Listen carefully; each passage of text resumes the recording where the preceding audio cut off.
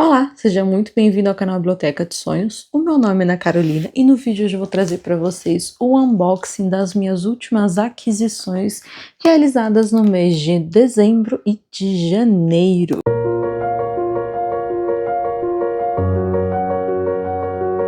Essa aqui já é a terceira vez que eu tô tentando gravar o vídeo para vocês. Eu comecei hoje é segunda-feira, dia 26 de janeiro, agora são 9h10 da noite. Eu comecei a tentar gravar esse vídeo às 5h30 da manhã. Só que acontece, né, obviamente, eu acordo mais cedo, não sei como as crianças pressentem e acordam tão bem.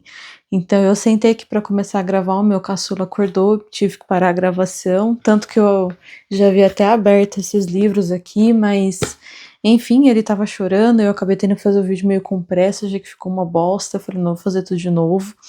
Aí eu sentei aqui, coloquei eles pra dormirem, sentei e comecei a gravar, eles estavam chorando, eu tive que parar. Agora vai dar certo, espero eu, senão vai com barulho mesmo, vai com som de moto, vai com som de choro, o que for, porque já são 9h da noite, eu estou exausta, eu acordei muito cedo. Então, porque eu tô desde cedo aqui tentando trazer esse unboxing pra vocês, então, por favor, valorizem, deixem o curtir de vocês. E, enfim, então esses aqui eu já fiz a abertura do plástico, porque tava no vídeo da manhã, mas eu vou contar então rapidinho pra vocês o que foi que eu comprei. Eu fiz a aquisição desse aqui, é Com Olhos de Menina, da Encarnació Martelli Gil. O nome desta é espanhola. Encarnació Martelli Gil tinha apenas 12 anos quando começou a escrever este diário, durante a Guerra Civil Espanhola. Frequentemente comparado ao Diário de Anne Frank, Com Olhos de Menina se distingue por ter sido escrito 4 anos antes e pelo destino menos trágico da sua autora. Encarnació iniciou suas anotações em 19 de junho de 1936, um dia após o general Franco ter se rebelado contra o governo republicano de esquerda, deflagrando a Guerra Civil. Em Barcelona, ela continuou a escrever até 1938, um ano antes da vitória das tropas de Franco. A experiência da autora é sofrida. Os relatos detalham a dura rotina da menina e sua família, obrigada a se afastar da escola e ajudar os pais em todas as tarefas domésticas, além de enfrentar enormes filas para conseguir pão, batatas e outros alimentos básicos. Então esse livro aqui eu peguei como indicação em outro canal literário, eu vou deixar o canal aqui para vocês poderem conferir a recomendação depois. Eu achei realmente muito emocionante. Esse diário parece que ele ficou perdido por uns 70 anos, se eu não me engano. Depois um escritor conseguiu recuperar esse diário e teve então acesso aos pensamentos dessa menina que com apenas 12 anos de idade vivenciou esse início da Segunda Guerra Mundial, nessa Guerra Civil Espanhola, né, em 1936, antes da Segunda Guerra Mundial. Então nós vamos poder acompanhar de perto a vivência dessa garotinha, como que foi esse período de guerra.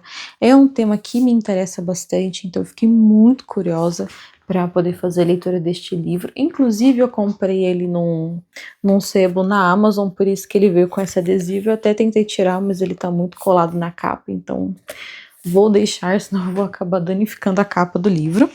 Outro que eu fiz aquisição também é de Sula, da Toni Morrison. Duas meninas crescem e se tornam mulheres, duas amigas se tornam mais que inimigas. Neste romance brilhante de Toni Morrison, acompanhamos a história de Neil e Sula, mulheres que se conhecem quando crianças na pequena Medallion, Ohio. Neil cresce e vira um pilar da comunidade negra local, mas Sula se transforma em uma pária após fugir da cidade. Contudo, as meninas permanecem ligadas por um terrível segredo do passado, trágico, sensual e cheio de vigor. Sula é um impactante relato sobre a amizade de duas mulheres e a pressão da sociedade sobre o desejo feminino, uma das principais obras da ganhadora do Prêmio Nobel de Literatura. Este segundo romance de Morrison é uma obra inescapável da literatura mundial. Então esse livro aqui, Sula, eu fiz aquisição para participar de uma leitura coletiva junto com a Nath também. Vou deixar o canal dela para vocês aqui embaixo. Esse daqui então era a leitura conjunta de janeiro. Eu já concluí a leitura desse livro, gostei muito de verdade da escrita da Toni Morrison. Quero ler mais livros dela. Ela tem uma escrita muito gostosa que te prende, te traz para dentro da história, sabe? E nesse livro aqui em especial também eu gostei muito da forma como ela apresentou os personagens, apesar de não concordar com o comportamento, principalmente da Sula e da sua família, Mas esse ponto fica então para uma resenha que eu pretendo trazer mais para frente para vocês. Mas então este livro aqui já foi lido, eu comprei ele em dezembro, gostei demais. Outro que eu comprei também da Adélia Prado é Jardim das Oliveiras. O Jardim das Oliveiras é um livro que é ao mesmo tempo uma síntese e reinvenção da sua obra, um mergulho poético na aridez e na transcendência, no mistério e na lucidez. Os poemas aqui reunidos retomam temáticas vivas na obra da autora, como o conflito essencial entre a luz e sombra, fé e dúvida, poesia e silêncio. Em versos de grande força simbólica, o sagrado e o cotidiano se entrelaçam com vigor e desatino. A poeta elabora uma reflexão radical sobre a origem da linguagem poética e o seu papel diante do mundo. Era Deus quem doía em mim, escreve em um dos momentos mais cortantes da obra. A poesia aqui se mostra em estado de vigília. Há ecos metalinguísticos, diálogos com a própria história literária da autora, desde o nascimento de bagagem até a comunhão mais serena com o mistério. É um livro que ouve vozes, as do povo, do de Minas, do divino, da vida íntima, e as entrelaça com extrema precisão sonora, clareza lírica e uma compaixão crescente pela condição humana. Esse livro aqui, então, da Adélia Prado, ele é um livro de poesia e eu fiquei extremamente encantada por essa sinopse. Eu recebi a recomendação por uma inscrita aqui do canal para poder fazer a leitura deste livro. Ela me apresentou tanto a Adélia quanto o Manuel de Barros, esses dois autores poetas. Então eu fiquei super interessada na obra dela, fiz a aquisição deste livro mas assim, já estava querendo fazer a compra de um box assim. Ela foi vencedora dos prêmios Camões e Machado de Assis. Então eu fiquei super, super interessada em fazer a leitura deste livro. Poesia, poemas, contos, um tipo de estrutura que eu não tenho muita familiaridade. Como são livros que não têm ali um enredo no começo, meio e fim, ao longo de suas 300 páginas, com um trabalho mais longo ali do autor, trazendo as suas características, etc. Então, eu sinto que é um tipo de gênero que eu tenho um pouco mais de dificuldade de me conectar. Então, eu vou ver como eu me sinto com esse livro e pretendo sim fazer mais aquisições da Adélia, assim como do Manuel de Barros também. Eu fiz aquisição deste livro, que é o Livro sobre Nada. Livro sobre Nada ocupa um lugar significativo na trajetória poética de Manuel de Barros. Publicado originalmente em 1996, no apogeu da maturidade artística do já então bastante conhecido poeta, tornou-se um dos preferidos do público. Nele, de fato, o popular encontra-se com o erudito, o reaproveitamento da lógica das crianças, dos idosos, dos trabalhadores ou dos bocós do Pantanal, que era como Manuel os chamava. Criou em sua poesia uma enorme cumplicidade com este ambiente. Assim, a linguagem dos bocós torna-se uma matéria-prima e seu método de pensar por inversão e invenção. Daí resultam os versos e as frases geniais deste livro. Eles nascem da experiência radical do chão, da natureza, dos pequenos nadas. Tudo passa a ser visto pelo avesso, e é pelo avesso ínfimo e íntimo das coisas que até mesmo Deus pode ser revisitado. Então eu também fiquei muito curiosa com a escrita do Manuel. Esse livro aqui, ele foi publicado pela Alfaguara, é um livro de 60 páginas. Tudo isso daqui é de cronologia, vida do autor, referência, enfim, das obras dele. Então ele é um livrinho de 60 páginas, mas que eu tenho muito interesse em fazer a leitura. Como eu disse, foi por recomendação e assim que eu ler eu trago para vocês. Provavelmente não vai demorar para eu pegar esse livro. Outro também que eu fiz aquisição, que é o meu primeiro exemplar dessa editora, eu nunca havia comprado nada deles, mas ouço falar muito, principalmente por recomendação de uma amiga minha, que é A Falência, da Júlia Lopes de Almeida. Publicada em 1901, A Falência é um dos romances mais marcantes da literatura brasileira do fim do século XIX, assinado por uma das mais importantes escritoras da nossa história. O livro se passa no Rio de Janeiro de 1891 e acompanha a família Teodoro, liderada pelo ambicioso comerciante de café Francisco Teodoro, cuja busca desenfreada por lucro acaba em ruína financeira e tragédia familiar. O colapso da fortuna desencadeia uma crise profunda que obriga sua esposa Camila e os filhos a confrontarem a nova realidade, desafiando valores sociais, relações afetivas e papéis de gênero. Com uma prosa realista e crítica, Júlia Lopes de Almeida retrata a decadência de uma elite em transformação, discute infidelidade, autonomia feminina e a hipocrisia da sociedade burguesa e mostra como até as maiores fortunas podem desmoronar e revelar verdades humanas mais profundas. Como eu disse, então, este aqui é o meu primeiro exemplar da Antofágica. Ele veio com esse cartãozinho postal aqui, que ele traz também, eu acredito que seja uma dica do próximo lançamento da editora. Veio também com marca-página e um QR Code para poder acessar uma aula gratuita sobre este livro. Eu achei muito diferente. Ele é um livro que ele tem a capa com textura, tem belíssimas ilustrações, todas coloridas, como vocês puderam ver aqui nas imagens. E esse daqui não é o meu primeiro livro da autora. Na verdade, eu tenho dela também A Intrusa, que foi publicado pela editora Pedra Azul, que eu tenho também muito interesse para ler. E spoiler, provavelmente eu faço a leitura destes dois livros em março. Vamos ver. Mas então, este livro belíssimo. E uma dica, gente, Antofágica, comprem somente em pré-venda, tá? Porque os livros são muito caros. Tipo, muito caros. Você vai pagar uns R$130 depois do período da pré-venda. Esse daqui, no caso, eu paguei R$59, mas eu ainda tive frete, então saiu uns 60 e pouquinhos. Então, vamos ver ali a qualidade editorial, né? Como é que ficou a tradução e tudo. Se realmente vale a pena ou se ele é realmente um livro ali só pela estética. Tem lombado arredondado também, como vocês puderam ver. Então, ele é um livro realmente esteticamente muito bonito. A edição é linda, mas eu não sei a tradução como que ficou. E o papel dele, ele tem uma textura diferente também. Sabe, parece tipo um papel revista? É alguma coisa assim. Eu acho que eu vou ter muita dó de rabiscar esse livro, sério. Eu vou ter muita dó, mas eu não consigo ler sem rabiscar, então eu vou ter que engolir a minha dó. Outro que eu comprei também foi José e seus Irmãos, do Thomas Mann. José e seus Irmãos pode ser considerada uma das obras mais ambiciosas e grandiosas da literatura do século XX. José e seus Irmãos é uma tetralogia monumental do autor alemão Thomas Mann, que é considerado por muitos o seu maior trabalho. Inspirado na narrativa bíblica do livro de Gênesis, Mann recria com profundidade e erudição a trajetória de José, filho de Jacó, desde sua juventude até a ascensão como poderoso administrador do Egito Antigo. Ao longo dos 4 volumes, ele explora temas como inveja, destino, fé, poder e reconciliação familiar, criando uma obra que vai muito além da simples recontagem de um mito, transformando numa verdadeira reflexão sobre a condição humana e a busca por sentido.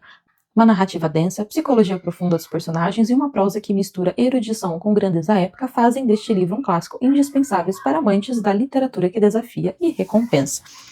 Esse daqui, então, eu comprei pela edição da Companhia das Letras, mas se você não ficou sabendo, Thomas Mann entrou em domínio público. Inclusive, em janeiro, a Sétimo Selo e o Clube de Literatura Clássica já fizeram o lançamento de A Montanha Mágica. A Penguin também já lançou A Montanha Mágica. Enfim, várias editoras, então, começaram pela Montanha Mágica, porque é a obra mais conhecida do autor. Mas eu quis fazer então a aquisição nessa da Companhia das Letras. Pelo que eu vi, a companhia só lançou esse primeiro volume dessa trilogia. Espero que agora, né, que o Mann está em domínio público, eles corram e lancem o restante dessa trilogia para poder ter uma edição completa. Mas eu conheci o Thomas Mann em 2025, fiquei completamente fissurada por ele, não li nada ainda, mas eu fiz a compra da Montanha Mágica e Mário Mágico também nessa da Companhia das Letras, e vamos ver, né, tentar desbravar este autor este ano. Provavelmente não vou começar pela Montanha Mágica, vou começar pelos outros, mas eu tenho muito interesse de verdade em ler Thomas Mann, e eu acho que realmente é uma literatura essencial. Agora eu vou mostrar para vocês duas comprinhas que eu fiz no site da Cidete, lá na Sétimo Selo. Se você não sabe, o canal Biblioteca de Sonhos é parceiro, então nós temos um cupom de desconto. É Biblioteca de Sonhos 5, se você utilizar esse cupom você ganha 5% de desconto na sua compra. Este aqui não foi um recebidinho de parceria, esse é um recebido pago. Paguei, não foi pouco. E eu vou mostrar para vocês então os livros que eu escolhi. Teve uma baita promoção no final do ano passado e agora em janeiro também. Eles ficaram com promoção até dia 16 de janeiro, se eu não me engano. Então, obviamente, eu aproveitei e fiz aquisição de alguns livros que eu tinha muito interesse. Então, vou começar aqui por essa primeira compra. Esse daqui é um livro extremamente conhecido do Ivan Turgenev, que é Diário de um Homem Supérfluo. Este pequeno grande clássico da literatura russa foi publicado em 1850 e é uma das obras que ajudou a cristalizar o famoso tipo literário do homem supérfluo, aquele indivíduo sensível, erudito e inquieto que sente que não tem lugar no mundo em que vive. Escrito como um diário íntimo, o protagonista está às vésperas da morte, então ele fica recordando episódios marcantes da sua vida, como a sua infância, as contradições da aristocracia russa e, sobretudo, sua paixão frustrada por Lisa, uma jovem cujo amor ele não consegue conquistar. Com uma prosa profunda e melancólica, Turgenev nos conduz por uma reflexão sobre o vazio existencial, identidade e o sentido das ações humanas. Embora breve, esta novela é um convite à introspecção e um retrato poderoso da alma humana diante da inevitabilidade da morte. Então esse aqui é um livrinho realmente bem pequenininho. Nessa edição da Sétimo Selo, ele ficou com 89 páginas, então realmente bem pequenininho, mas eu ouvi falar muito bem deste livro. Não sei como está a tradução nessa edição, se é a melhor ou não, se está fluida, enfim, eu não fiz a leitura dele, mas assim que eu ler eu trago para vocês. Do Turgenev, eu acho que eu não li nada até hoje. Se eu li eu vou deixar para vocês, mas eu acho que até hoje eu não li nada dele. Preciso mudar isso urgentemente. Outro que eu fiz aquisição também ano passado era para ter chego no começo de dezembro, mas por causa das greves do correio não deu tempo de chegar. Eu queria ter feito então a leitura de A Metamorfose do Kafka junto com o processo deste mesmo autor que eu li agora em janeiro. Não chegou a tempo, mas ficará então agora para os próximos meses. É um livro super pequenininho também, ó. Tem 93 páginas nesta edição. Publicada em 1915, A Metamorfose de Franz Kafka é uma das obras mais intrigantes e impactantes da literatura moderna. A narrativa acompanha Gregor Samsa, um jovem caixeiro viajante que certa manhã desperta e descobre que se transformou em um inseto monstruoso.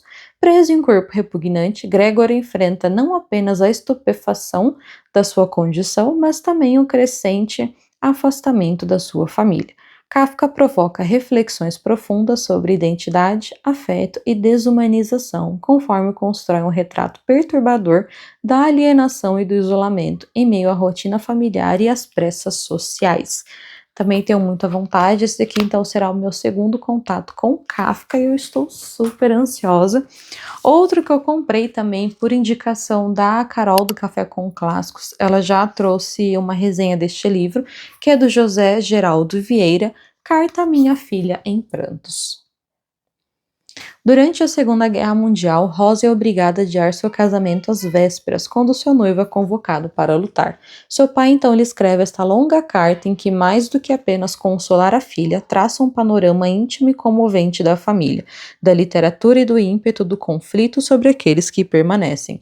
Com uma prosa fluida e confessional, escrita de um só fôlego, José Geraldo Vieira registra lembranças do seu lar na infância, do nascimento dos seus filhos e também descreve um panorama das transformações literárias e sociais do Brasil nos anos 40. Porém, entre o pessoal e o universal, o autor endereça essa carta à própria filha, mas termina por dirigir-se a todas as noivas que viram seus noivos partirem, às mães que perderam filhos no campo de batalha e a todos aqueles que viveram e ainda vivem à sombra de um conflito global. A recomendação que a Carol fez então na resenha dela, esse daqui é um livro delicinho, uma escrita maravilhosa, é um livro pequenininho, tem 80 e poucas páginas. Ele tem 88 páginas. E ela falou que sim, realmente é encantador, então eu fiquei super curiosa para poder conhecer este autor nacional, nunca tinha ouvido falar dele, então este aqui será o meu primeiro contato, e obviamente não poderia faltar Dostoiévski com Recordações da Casa dos Mortos. Este é um clássico profundo e singular da literatura russa, uma obra quase autobiográfica em que Dostoiévski transforma sua própria experiência como prisioneiro em literatura de reflexão e humanidade. Publicada entre 1860 e 1862, o livro retrata a vida brutal e desprezível de uma prisão siberiana, através dos olhos do narrador, Alexander, condenado e forçado a conviver com homens de todos os tipos. Mas este não é apenas um relato de sofrimento. Dostoiévski vai mais fundo e desvenda a psicologia humana sob extremo sofrimento, mostrando momentos de mentira, crueldade e egoísmo, ao lado de solidariedade, humor e até dignidade inesperada entre os prisioneiros. É uma obra que marcou a carreira do autor e é muitas vezes vista como uma meditação poderosa sobre liberdade, dignidade e a condição humana, influenciando seus romances posteriores e consolidando sua voz única na literatura mundial. Então, obviamente, não poderia faltar Dostoiévski na minha compra. Esse daqui ele é um livro de 333 páginas. Deixa eu ver quem foi que fez a tradução. A tradução de José Geraldo Vieira. Muito bom. Dostoiévski eu só li Crime e Castigo, mas foi pela tradução do Casal Guerra. Então, vai ser muito interessante fazer a leitura do Dostoiévski com outro tradutor, né, aqui com José Geraldo. Então, também estou super ansiosa para poder ler mais Dostoiévski esse ano. Preciso muito ler mais Dostoiévski. Quero ler tudo desse homem, sinceramente. Inclusive, o livro O Idiota está na minha meta de 2 livros para ler este ano. E como não poderia faltar, temos o quê? Mais o Dostoiévski. Esse aqui eu comprei Notas do Subsolo, nessa edição da Sétimo Selo. Eu tenho Memórias do Subsolo pela Penguin. Essa daqui. Eu tenho Memórias do Subsolo. Fiz a compra também do da Sétimo Selo. Deixa eu ver quem foi que traduziu isso daqui.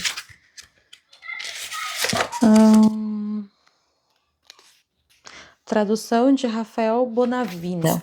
E esse aqui foi traduzido por Rubens Figueiredo.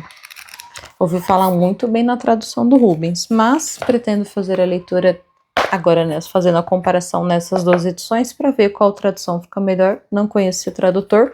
Rubens já ouvi falar muito bem. Então, compramos também Notas do Subsolo. Publicada em 1864, a história é narrada em primeira pessoa por um protagonista sem nome, conhecido como o Homem do Subsolo, um ex-funcionário público amargurado, isolado e recluso em seu próprio quarto em São Petersburgo. Em um monólogo intenso, ele expõe suas reflexões contraditórias sobre a sociedade, racionalismo, livre-arbítrio e sofrimento, colocando em xeque a idade de que o ser humano age sempre segundo a razão e o seu próprio interesse. Dividido em 2 partes, o livro começa com uma espécie de confissão filosófica, repleta de ironia e autocrítica, e segue com episódios da vida do narrador, incluindo seus confrontos sociais e o encontro que revela sua fragilidade emocional. Então, tenho muito interesse. Teremos bastante Dostoiévski esse ano. Eu não comentei. Ou eu comentei, não lembro, do número de páginas. Não lembro. Se eu não comentei, vai aqui de novo. Deixa eu ver, tirando cronologia, 191 páginas de história. Então é isso, teremos mais Dostoiévski. Outro que eu comprei também é do Lima Barreto. Essa aqui é a minha segunda aquisição do autor. Não li a primeira, mas tenho vontade de ler. Eu comprei, a primeira compra que eu fiz então deste autor foi o Triste Fim de Policarpo Quaresma, e agora eu fiz a compra de Vida e Morte de M.J. Gonzaga de Sá. Publicada em 1919, a obra é narrada por Augusto Machado, um jovem funcionário público que decide contar a vida e a morte do seu amigo Gonzaga de Sá, um homem culto, reflexivo e um tanto excêntrico em meio ao Rio de Janeiro em transformação do século XX.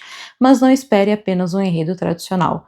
Barreto utiliza essa biografia indireta como um pretexto para explorar críticas sociais afiadas como o formalismo burocrático, a falsa modernização republicana e as desigualdades da sociedade da época, ao mesmo tempo em que revela a sensibilidade às contradições humanas de seus personagens. Com uma prosa que mistura ironia, melancolia e pensamento crítico, este livro nos convida a refletir sobre a vida, a sociedade e a condição humana. Então eu fiquei também com muito interesse em fazer a leitura desta obra. Quero ler estes 2 grandes clássicos do Lima Barreto. Infelizmente, não é padronizado. Ficaria muito mais bonitinho se eles fossem do mesmo tamanho, né? Por seguirem aqui o mesmo padrão de capa. Infelizmente, uma falha aí da editora Livre, mas tenho muito interesse em conhecer mais sobre o Lima Barreto, então também fiz aquisição deste livro. Outro que eu também comprei também é do Miguel de Unamuno, mas tá ali em cima, eu não vou pegar não. É o mesmo autor de Névoa, que foi um dos box do final do ano passado, do Clube de Literatura Clássica. Eu comprei também esse aqui, Vida de Dom Quixote e Sancho. Em Vida de Dom Quixote e Sancho, Unamuno não pretende investigar o que o melhor romance de todos os tempos pode ter significado em sua época e no contexto em que foi produzido, e o que Cervantes quis com ele expressar e expressou. Não, ao autor não interessa a literatura, mas o fluxo intenso e incessante da vida que brota dessa obra, e para tanto serviria um livro paradoxal e único em seu gênero. A exegese livre e pessoal do Quixote, em que Unamuno, mais quixotista que cervantista, busca ousadamente compreender Dom Quixote e Sancho melhor do que o próprio Cervantes que os criou, ou melhor, os tirou das entranhas espirituais do seu povo. Nela, tanto o leitor de primeira viagem quanto mais versado encontrará um remédio para nunca mais ler a escritura cervantina como peça morta e relativizada, mas como sendo inspirada e fonte de vida. Então eu pretendo fazer a leitura de Dom Quixote em 2027 e eu pensei que seria muito interessante fazer a leitura deste livro aqui como uma obra complementar, quem sabe, né, para poder expandir a minha visão do livro. Ele tem 267 páginas. Como é um autor que já é reverenciado, né, como foi trazido pelo Clube de Literatura Clássica, que tem uma ótima curadoria, então eu achei que seria uma boa aposta poder conhecer um pouco mais de Dom Quixote pela visão do Miguel de Unamuno. Outro que eu fiz aquisição também, e eu posso dizer que eu fiquei completamente surtada pela sinopse desse livro. Ele me lembrou muito pela descrição o finado Mattia Pascal, do Luiz Pirandello, que foi uma leitura que eu fiz em 2025 e eu gostei bastante. Eu fiz a compra, então, de Um Pouco de Ar, por Favor, do George Orwell. George Bowling é um típico habitante de Londres, mora numa casa do subúrbio idêntico a tantas outras. Tem 45 anos, uma hipoteca para pagar, uma esposa e filhos para sustentar, um trabalho desinteressante até uma dentadura novinha. Suas preocupações são igualmente comuns: o avanço da idade, o salário que não aumenta, as idas ao dentista e a guerra que se aproxima. Num raro dia de folga, um cartaz o transporta ao passado, e nostálgico, ele decide fugir sem que a família saiba, para sua cidade natal com o inesperado dinheiro de uma aposta em corridas de cavalo. Nesse regresso, revive a simplicidade da vida e a feliz memória da infância, na tentativa de escapar do ambiente doméstico e histórico da época, sentindo que somente naquele tempo se respirava ar de verdade. No entanto, sua cidade já não é mais a mesma. Publicada em 1939, antes da Segunda Guerra Mundial, Um Pouco de Ar, por Favor apresenta a faceta mais experimental de Orwell. Ao unir ensaística e romance, o autor não apenas transporta, com seu tom nostálgico e bem-humorado, o leitor para as próprias memórias, mostrando o poder do passado em nossas vidas, mas também apresenta a mesma lucidez profética de 1984 e a Revolução dos Bichos. Então eu fiquei muito interessada neste livro, sério. Ele não é um livro grande, ele tem, olha, 193 páginas. Eu nunca tinha ouvido falar desse livro. Para mim, George Orwell só tinha publicado em 1984, A Revolução dos Bichos. Então eu fiquei surpresa com essa publicação da Sétimo Selo. E assim, essa sinopse me transportou muito com o final do Mattia Pascal, que foi um livro que eu gostei bastante, me interessou muito. Ele vai falar muito sobre essa questão da identidade, sobre o passado. E nesse caso aqui eu senti que o autor ele vai tentar tratar essa glamorização da memória, talvez, que você vê que ele remete ali à sua infância com tanto romantismo, né, com aquela visão de o passado era muito melhor, na infância eu era muito mais feliz e tal, e então eu senti que ele vai tentar trazer aqui, né, trabalhando com essa nostalgia versus a realidade, de como que a humanidade, ela avança, né, então eu fiquei muito interessada. Eu vou ver se eu consigo encaixar a leitura deste livro ainda em fevereiro. Quer dizer, ainda não, né? Já em fevereiro. Outro que eu fiz a compra também é Os Trabalhadores do Mar, de Victor Hugo. Considerado um dos maiores escritores franceses, Victor Hugo se afasta dos temas políticos e sociais presentes em suas grandes obras, como Os Miseráveis e O Corcunda de Notre-Dame, para tratar aqui com seu particular dom poético e grande compaixão de uma certa luta inevitável do homem, a contra a natureza.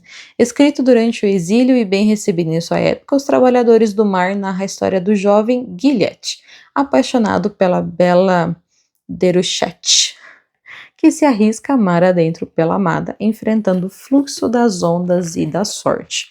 Como eu pretendo fazer a leitura de Os Miseráveis este ano, né, no finalzinho do ano, então eu achei que seria interessante eu ler um pouco mais do autor com outras obras. Esse livro aqui tem 348 páginas, então eu fiquei também bem interessada. Esse aqui ele foi traduzido pelo Machado de Assis, super legal, adorei o livro do Machado. Enfim, ele tem uma escrita maravilhosa. Mas eu quero então conhecer. Eu já ouvi falar que esse livro aqui pode ser meio enroscadinho assim para ler, que nem Os Miseráveis, mas eu acho que o Victor Hugo também vai ter muito a me ensinar aqui com essa obra. Os Miseráveis eu cheguei a começar a ler muitos anos atrás. Eu li, sei lá, acho que umas 200 e poucas páginas. Mas eu tenho curiosidade, então quero fazer a leitura dos Trabalhadores do Mar antes de entrar em Os Miseráveis, para já começar ali um pouco mais, né, familiarizada com a escrita do autor. Os 2 últimos livros desta caixa. Eu comprei também O Retrato do Artista quando jovem, do James Joyce. Primeiro romance do autor e um dos clássicos mundiais da literatura de formação. Retrato do Artista quando jovem narra a trajetória de Dédalus, desde suas primeiras percepções a respeito do mundo até o momento em que, tal como o personagem mitológico, bate as asas, deixando para trás a infância, a família, a religião e, sobretudo, o seu labirinto. A Irlanda. Joyce introduz já nesta primeira obra uma série de inovações estilísticas que acabaram por influenciar os romancistas modernos, que fizeram deste romance o precursor de Ulisses, obra-prima do autor, que seria lançado anos mais tarde para marcar de modo significativo a literatura ocidental. O livro ele tem 244 páginas, todo mundo fala muito, muito bem deste autor, principalmente de Ulisses, que não é um livro fácil, mas parece que realmente, né, por ter se tornado esse clássico, a obra-prima do James Joyce, então realmente deve ser muito bom. Aquele tipo de livro que é difícil, mas te recompensa? Imagino que sim, não fiz a leitura dele ainda, não conheço a escrita do Joyce, então tá aqui o retrato do artista quando jovem. E outro que eu comprei também foi Uma Oportunidade, do Joseph Conrad. Nesta obra menos conhecida, mas extremamente reveladora, Joseph Conrad nos apresenta a narrativa marcada por ironia, tensão moral e crítica social, elementos centrais de sua escrita. Uma Oportunidade explora como decisões aparentemente simples podem desencadear consequências profundas e irresistíveis. Ambientado em universo típico de Conrad, o livro mergulha nos conflitos internos dos personagens, expondo ambições, ilusões e fragilidades humanas diante das circunstâncias da vida. Mais do que uma história de ação, é um romance de observação psicológica, onde a noção de destino e escolha ocupa o centro da narrativa. Com sua prosa densa e precisa, Conrad convida o leitor a refletir sobre responsabilidade, acaso e os limites da consciência, reafirmando porque é um dos grandes nomes da literatura clássica moderna. Joseph Conrad também é um autor que eu já ouvi falar, se eu não me engano, acho que pelo livro Coração das Trevas, se eu não me engano. Quase que eu comprei um box com uma trilogia dele, mas como eu não conhecia a escrita do autor, eu preferi não arriscar. Esse livro ele tem 377 páginas, enfim, não conheço a escrita do autor, mas quero conhecê-lo, principalmente por causa desses outros livros de guerra, né, que ele já produziu. Então vamos ver, vou fazer a leitura desse daqui, se eu gostar, faço então a aquisição do box e vou lendo mais obras do autor. Agora então, finalmente, para finalizar, eu vou mostrar para vocês os recebidos dos clubes de assinatura, tanto o Clube de Literatura Clássica quanto do Clube Vitorianos.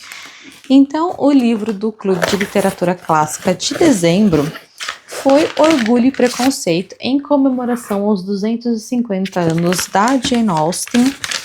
E ele veio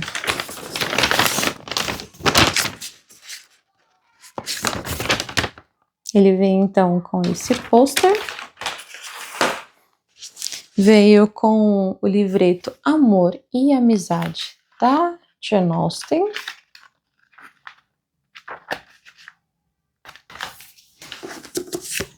O marca-página. O card com a foto da autora. E a primeira frase do livro, que é realmente extremamente conhecida. Folha trazendo um pouco mais de informações sobre a obra e a autora, um cronograma de leitura. E a obra de Orgulho e Preconceito, então, da Jane Austen. Publicada em 1813, Orgulho e Preconceito é um dos romances mais célebres da literatura inglesa e uma obra-prima da Jane Austen. Com ironia refinada e olhar atento para as convenções sociais do seu tempo, o livro acompanha a trajetória de Elizabeth Bennet, uma jovem inteligente e espirituosa, e a sua relação marcada por mal-entendidos com o enigmático Mr. Darcy. Mais do que uma história de amor, o romance é uma crítica sutil a hierarquias sociais, ao casamento por conveniência e aparências que enganam, tudo conduzido por diálogos afiados e personagens memoráveis. Então, Orgulho e Preconceito é a minha adaptação literária preferida da vida. Tipo, eu já assisti acho que mais de umas 20 vezes e eu nunca li Orgulho e Preconceito. Isso é uma vergonha. Uma vergonha, mas que eu pretendo tirar aqui do meu rol de vergonhas o quanto antes ainda este ano. Gosto muito, muito do filme, como eu disse, mas eu quero poder conhecer a Elizabeth e o Mr. Darcy aqui, como a autora quis nos apresentar, e ele realmente trouxe uma edição belíssima. Outro livro recebido do clube também. Eu tenho aqui 2 caixinhas do Vitorianos, porque acontece que a minha de dezembro não chegou em dezembro. Ela só foi chegar em janeiro. Por causa da paralisação dos Correios, não sei se sobrecarregou o transportador, o que aconteceu, mas... Ai, que cheiro maravilhoso. Enfim, atrasou muito. Aí eu tive que entrar em contato. E aí eles me enviaram novamente e chegou então junto com o meu box de janeiro. Esse aqui também já tem o unboxing certinho para vocês nos Reels. Mas veio aqui então um marca-página. Esse card com o nome do livro e da autora. A cartinha da editora, que eu ainda não li. E eu guardei tudo bonitinho de volta no plástico bolha. Mas que eu tava só esperando mostrar aqui pra vocês e depois já vai tudo pro lixo, esse monte de caixa aqui. E recebemos então a Condessa Cigana da Elizabeth Gunning. Não sei como se diz o sobrenome dela. Este livro com esse azul lindíssimo. Lombada arredondada, e o primeiro que veio com fitilho no clube neste segundo ano, veio com esse hot tape, enfim. Ai, tá lindo demais. Filha de um rico baronete, Julia Sinclair tinha apenas 4 anos quando, movida por um impulso de amor fraterno, fugiu em busca do irmão. No caminho, foi arrebatada por um grupo de ciganos e o destino traçou então um novo e inesperado rumo para a pequena herdeira, que trocou os salões da nobreza pelas estradas poeirentas, transformando-se em uma criança pobre, errante, ensinada a mendigar para sobreviver. Criada sob outro nome, a bela menina cresce entre fogueiras errantes, trajes coloridos esfarrapados e a dureza das estradas. Sua infância dourada dá lugar à pobreza, à liberdade selvagem e à luta pela sobrevivência.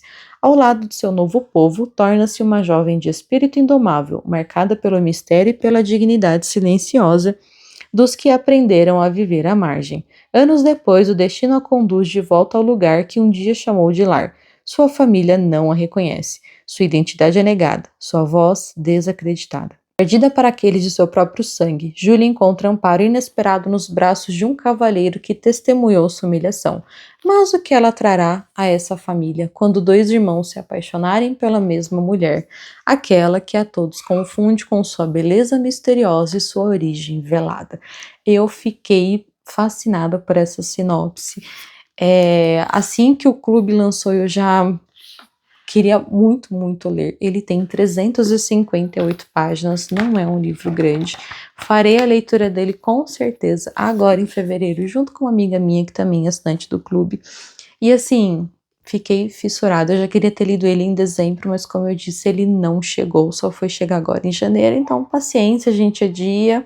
E é isso, como comentei com vocês também, então é essa primeira edição com fitilha, esse azul e amarelo aqui, lindíssimo, lindíssimo. E a nossa caixinha do box de janeiro. Esse daqui também saiu nos Reels recentemente. É um livro gótico, que é um Tio Silas. Então, com marca-página, o card, a carta da editora. E esse livro aqui também ficou... Nossa! Lindo demais, gente, sério.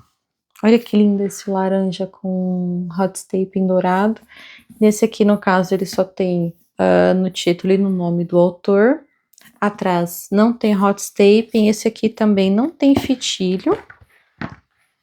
Não tem, veio só na Condessa Cigana mesmo. E esse daqui ele parece maior, mas ele não é tão grande. Ele tem 462 páginas. Recebemos então o Tio Silas, do Joseph Sheridan Le Fanu. Esse nome super comprido.